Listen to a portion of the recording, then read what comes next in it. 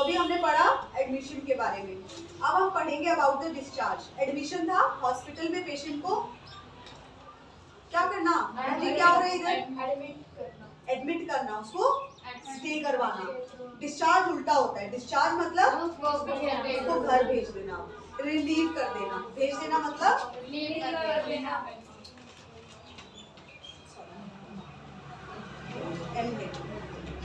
मतलब उसको घर भेजना। अब जैसे एडमिशन तो वो अपनी मर्जी से आया था, लेकिन हाँ जी क्या कर रहे हो आप लोग, ध्यान दो यहाँ पे। तो डिस्चार्ज का मतलब होता है कि एक पर्सन जब हॉस्पिटल में आया था, अब उसका इलाज हो गया है, उसकी जो बीमारी, जो उसकी प्रॉब्लम थी वो ठीक हो गई, अब उसे घर भेजेंगे। लेकिन ऐसे नहीं भेज सकते, इसके लिए जो हॉस्पिटल में टीम होती है, नर्सेस होते हैं जिसमें डॉक्टर्स होते हैं, क्लास 4 भी होते हैं, एक्सरे वाले भी होते हैं, लैब वाले होते हैं, डाइटिशियन जो उनका खाना बनाते हैं, वो सारे इन्वॉल्व होते हैं। वो सब मिलके क्या करते हैं, डिस्चार्ज की प्लानिंग करते हैं कि अब लग रहा है कि पेशेंट को हम घर भेज सकते हैं। और एक और चीज, जब पेशेंट एडमिट होता है ना, डॉक्टर तभी डिसाइड कर लेता है कि उसका डिस्चार्ज कब होगा। 1 हफ्ते बाद होगा, 2 दिन बाद होगा, 3 दिन बाद होगा। ये डॉक्टर को, पेशेंट को उसी टाइम देख के पता लग जाता है कि इतने दिन उसको लगेंगे। समझ आ गया। अब डिस्चार्ज के भी टाइप्स होते हैं, लिख दो यहीं पे क्या होते हैं डिस्चार्ज के टाइप्स होते हैं। तो पहला होता है प्लान, जो मैंने आपको अभी बताया, लिखते जाओ टाइप्स। प्लान का मतलब होता है कि डॉक्टर ने क्या की है, पूरी प्लानिंग की है। प्लानिंग के साथ वो क्या करेगा, उसको घर पे डिस्चार्ज करेगा। देखो ये बन रहा है कि नहीं बन रहा है, मुझे लग नहीं रहा, एक बार चेक करो। मैं बन रहा है, ठीक है बच्चों। तो प्लान का मतलब क्या होता है, हमने प्रॉपर प्लानिंग की है डॉक्टर ने पूरी टीम के साथ, और उसने देखा कि अब पेशेंट जो ठीक हो गया, अब उसको वो घर भेज देंगे। उसके बाद होता है हमारा लामा।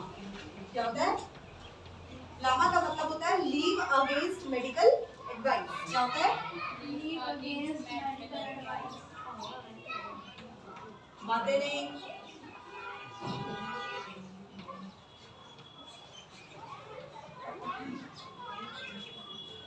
क्या होता है लीव अगेंस्ट मेडिकल एडवाइस। इसका मतलब है कि डॉक्टर ने बोला है कि अभी आपको डिस्चार्ज नहीं मिलेगा, अभी आपको हफ्ता भर और हॉस्पिटल रहना पड़ेगा, लेकिन पेशेंट बोल रहा है नहीं मैं नहीं रह सकता। तो लीगल एडवाइस मतलब डॉक्टर ने उसको एडवाइस किया है कि तुम रुको, लेकिन वो उसके अगेंस्ट जाके फिर भी जबरदस्ती अपना डिस्चार्ज ले रहा है, लेकिन ले रहा है प्रॉपर तरीके से ही, तो उसे कहते हैं लामा। कि हमने उसको मना किया, मतलब हम उससे वो साइन कराएंगे कि अब अगर घर जाके कुछ होगा तो हम रिस्पॉन्सिबल नहीं है, क्योंकि आपने हमारी परमिशन के बिना डिस्चार्ज ले लिया, तो अब आप ही क्या होंगे इसके लिए रिस्पॉन्सिबल होंगे।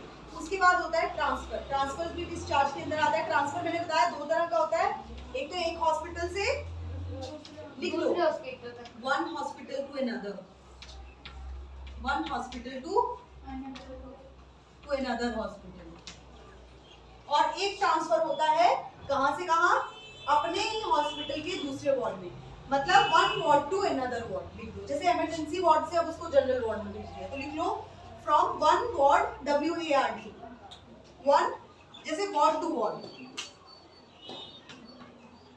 अब यहाँ पे क्या हो सकता है, उसको हम इमरजेंसी से जनरल में भी भेज सकते हैं, जनरल से इमरजेंसी में भेज दिया। समझ आ गया। उसके बाद एक होता है हमारा एब्सकॉन्ड, ABSCOND, ये भी लिख लो। एब्सकॉन्ड थर्ड टाइप है हमारे डिस्चार्ज का। एब्सकॉन्ड का मतलब होता है जिसने कुछ नहीं पूछा, जो भाग जाते हैं बिना बताए, बिना साइन के। डॉक्टर नर्सेस को नहीं पता है और वो क्या हुआ, भाग गए, उसे क्या कहते हैं, एब्सकॉन्ड। उसके बाद ट्रांसफर के बाद होता है हमारा एक रेफरल। क्या होता है, REFERRAL।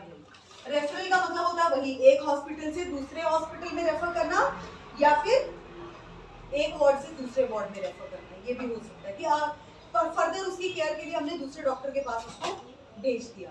समझ आ गया। अब जब भी हम डिस्चार्ज करेंगे तो कुछ बातें हमने ध्यान में रखी है, सुन लो ये बातें, हर चीज लिखी नहीं जाती है। तो पहले तो आपने क्या करना है, आपने देखना है कि प्लान जब भी आप करोगे उसकी जो केयर है वो कंटिन्यू रहे। मतलब जैसे मान लो पेशेंट तो यहाँ था, लेकिन उसको घर जाके भी दवाई खानी है कुछ दिन तक, और कुछ दिन के बाद उसने वापस आना है और चेक कराना है कि वो ठीक हुआ कि नहीं हुआ। हॉस्पिटल के बाद जब इंसान एकदम घर आता है तो उसकी सब दवाइयाँ तो बंद ही ना होती है, दवाई दी जाती है ना उसको। तो वो होता है कंटिन्यूटी ऑफ केयर, कि उसकी केयर घर जाके भी क्या रहेगी, कंटिन्यू रहेगी। तो आपने वैसी प्लानिंग करनी है। उसके बाद आपने जब भी उसको डिस्चार्ज करना है, मतलब घर भेजना है, तो डॉक्टर का ऑर्डर होना चाहिए, डॉक्टर के सिग्नेचर होने चाहिए, डॉक्टर ने लिखा है कि हाँ इसे अब क्या कर सकते हैं, हम डिस्चार्ज कर सकते हैं। तो जो लिखा होना चाहिए वो होता है डिस्चार्ज कार्ड। तो उसकी एडमिशन जहाँ पे लिखी थी हमने उसके साथ में हम क्या लगा देंगे, जैसे आपका राशन कार्ड होता है ना वैसे ही डिस्चार्ज कार्ड बनाया जाता है, समझ आ गया। उसके बाद होता है इन्फॉर्म अदर डिपार्टमेंट्स। मैंने कहा था ना कि जो डिस्चार्ज की प्लानिंग होती है एडमिशन की, उसमें पूरी टीम इन्वॉल्व होती है। तो जो लोग इन्वॉल्व है उन सबको बता दिया जाता है कि हम पेशेंट को क्या करें, डिस्चार्ज करें, ताकि शाम को जो खाना लेके आएंगे उनको पता लग जाए खाना नहीं देना है। नर्सिस को पता है कि अभी पेशेंट जा रहा है, अब मुझे इसको इंजेक्शन नहीं लगाना है, या इसको लास्ट में ये डोज जानी थी तो ये डोज मैं उसको दे दूंगी, ठीक है। उसके बाद हम देखते हैं कि उसने सारे बिल पे कर दिए कि नहीं किए, समझ आ गया। उसके बाद अगर कोई वो हॉस्पिटल का सामान यूज कर रहा है, जैसे मान लो हॉस्पिटल का बेड पैन अगर वो यूज कर रहा है, बेड पैन क्या होता है, जहाँ पे हॉस्पिटल बेड में ही वो अपना यूरिन पास कर सकता है, स्टूल पास बेड पे लेटे लेटे अगर नहीं कर पा रहा है, जैसे बेड की चादरें वो यूज कर रहा है, उनका बिस्तर यूज कर रहा है, कोई कवर यूज कर रहा है, तो वो सब हम उससे वापस ले लेंगे। और अगर उसका कोई सामान हॉस्पिटल में रखा हुआ है, जैसे उसकी कोई ज्वेलरी वगैरह, चेन वगैरह, कुछ भी उसका कोई बैग, तो वो सब हम उसको रिटर्न कर देंगे, समझ आ गया। उसके बाद उसकी ट्रांसपोर्टेशन, जो डिस्चार्ज में उसको घर भी तो जाना है, अगर उसके कोई घर वाले आ रहे हैं तो हम उसको व्हील चेयर में लेके जा सकते हैं, नहीं आ रहे तो हम हॉस्पिटल की एम्बुलेंस का अरेंजमेंट कराएंगे कि वो घर आराम से चला जाए। और लास्ट में हम क्या करेंगे, डॉक्यूमेंटेशन भी लिख देंगे कि आप पेशेंट क्या हो गया है, हमारी तरफ से डिस्चार्ज हो गया है। तो सबसे पहले हम क्या करेंगे, जब भी पेशेंट को डिस्चार्ज करना है पहले आप उसको इवेलुएट करोगे, देखोगे उसकी कंडीशन ठीक है या नहीं, फिर अपनी टीम के साथ जाके क्या करोगे, जैसे मान लो कोई पेशेंट आया और हम टीम मेंबर्स हैं, और मैं ये मान लो ये पेशेंट है, ठीक है, क्या नाम है आपका, पारुल। तो पारुल हमारे पास आई, हम पारुल को, मैं क्या बोल रही हूँ, डिस्चार्ज, तो आप मेरी टीम वाले हो तो मैं आपसे डिस्कस करूंगी कि पारुल की हालत मुझे ठीक लग रही है, आप लोगों को क्या लग रहा है, डिस्चार्ज कर देना चाहिए। मैंने उसको इवैल्यूएट कर लिया है, चेक कर लिया है, आप सब क्या बोलोगे कि लग रहा है ना, हाँ कर दिया आपने। फिर हम सब मिलके प्लान करेंगे कि आगे क्या क्या केयर देनी है। जैसे आप डाइटिशियन उसको लिख देगा घर पे ये खाना है, डॉक्टर उसको बता देगा ये दवाइयाँ खानी है, नर्स उसके घर वालों को समझा देगी कि घर पे उसकी बैक केयर करनी है, मसाज करनी है, ऐसे केयर करनी है। उसके बाद हम क्या करेंगे, केयर गिवर्स को ट्रेनिंग दे देंगे। जैसे कोई इंजेक्शन घर पे लगना है, आपने देखा है घर पे कईयों को जैसे इंसुलिन के इंजेक्शन लगते हैं, उनकी शुगर चेक करनी होती है, तो घर वाले आजकल खुद ही घर पे कर लेते हैं, बीपी भी चेक कर लेते हैं, तो वो नर्स उनको वहाँ पे सिखा देगी। उसके बाद अगर उनको रेफर करना है किसी और डॉक्टर के पास कि हमने आपका इलाज कर दिया, फिर भी आपको चेक कराना है, तो आप एक बार एक्सपर्ट से कहीं और चेक करा लो, और फिर उसके जाने का हम क्या करेंगे, अरेंजमेंट कर देंगे, और इसके साथ हमारा डिस्चार्ज हो जाएगा। समझ आ गया।